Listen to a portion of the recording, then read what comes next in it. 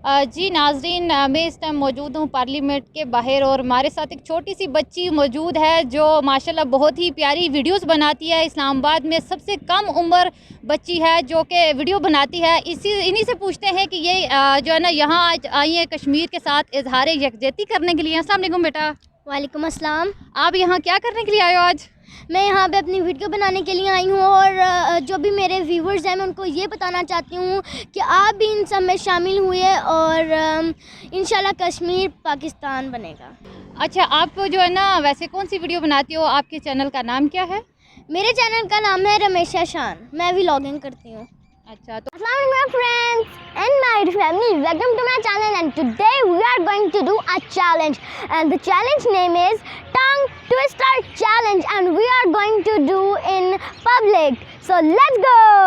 नाज़रीन, रमेशा शान के नाम से चैनल है यूट्यूब पे। इस चैनल को लाइक भी करें, सब्सक्राइब भी करें, इस बच्ची को सपोर्ट करें। माशाल्लाह बहुत प्यारी वीडियो बनाती है।